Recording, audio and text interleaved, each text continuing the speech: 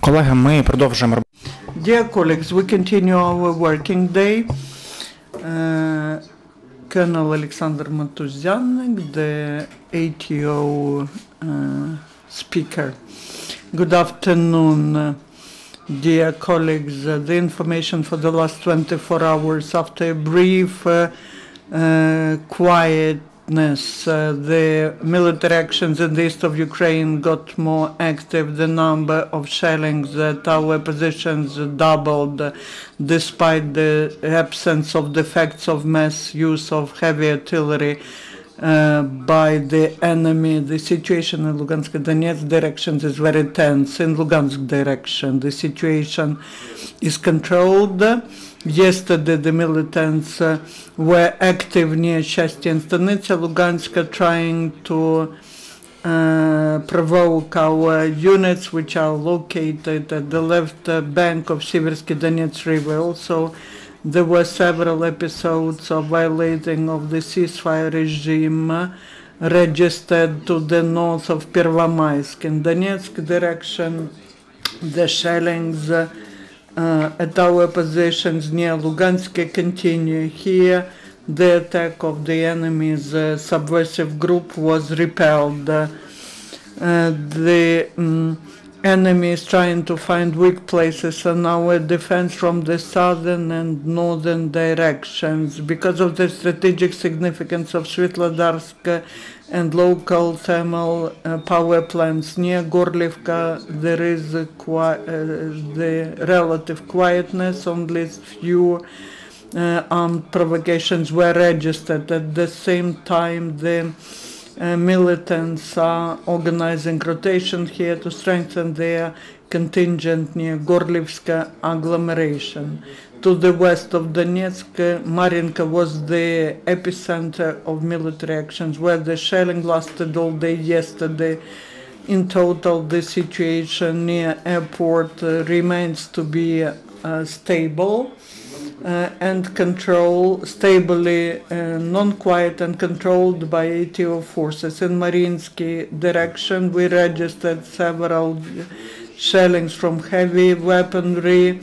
There was a powerful mortar and artillery shelling at our position near Granitna and Novogrigorivka. Also at night, the enemy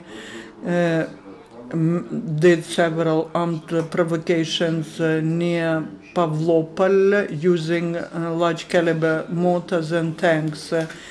Now near Shirokina, there is an engineering reconnaissance taking place. After that, we will start demining the settlement. Yesterday, during the last 24 hours, 2 flights of enemy's drones were registered in Donetsk and Lugansk regions. During the last 24 hours, 2 Ukrainian servicemen were killed, 10 were wounded. Ukrainian special services detained Russian mercenary from Khanty-Mansiysk autonomous district that was fighting within the band LNR. He decided to go to the east of Ukraine after he committed heavy crime in Russia, and he first was acting within the band The Ghost, and then in the Dromovas band. His group was doing reconnaissance in places of location of ATO near Zolote, Pervomaisk and Popasna during the detention. The grenade, some cartridges to AK-74 machine gun were confiscated. We went to Lugansk, where I was fighting in Prizrak band. We did not pay, we were not paid money, and no one was feeding us, no one was bringing us food. Everything we could find, we had to sell and buy food ourselves. After that, we left that group, and then I joined another band, and I'm still there. We were sent as if to be just killed, because many times when we were going somewhere, in most cases we were shelled at without any reconnaissance data, we were just sent somewhere. I would like to address those servicemen who were with me in Prizrak and those who are with me here in this Kazakh regiment. It's not late to go back home, because this is the war that no one needs, and we can resolve all the problems without weapons. I address the Russians who can be provoked by internet, by mass media, by social networks. Please think it's not worth going here, because it's not we nor them who are guilty. Ukrainian authorities restores the infrastructure in Donetsk and Lugansk regions, which was ruined. The specialists of the State Service on Emergency Situation, together with the Ukrainian military, are helping to repair the railway infrastructure near Artemivsk. The railways were damaged not just because of shelling, but because of looters who have stolen the big parts of cables, and now railway workers and the military servicemen, they repair this railway. Ukrainian servicemen have special training on shooting near Kharkiv. They have a special base where they can carry out this training under leadership of very experienced trainers. Also, we continue training of the young generation of the servicemen in Mykolaiv.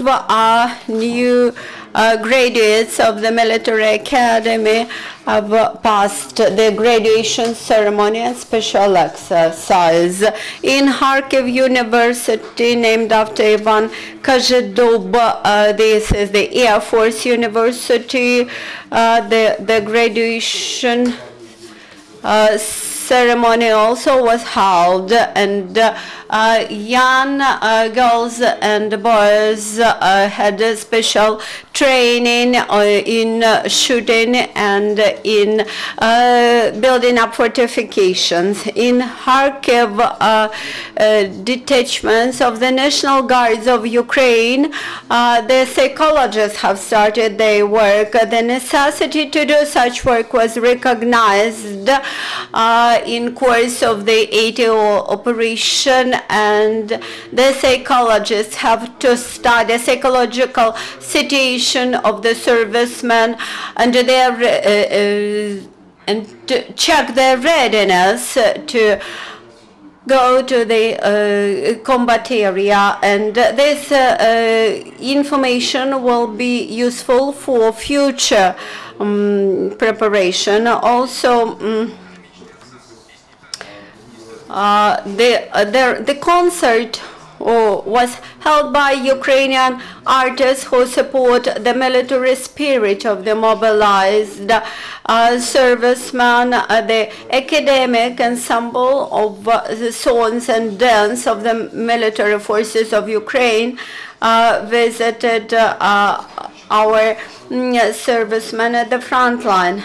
Ukrainians continue to supply their assistance to the ATO zone. Thus, Odessa volunteers and private entrepreneurs have provided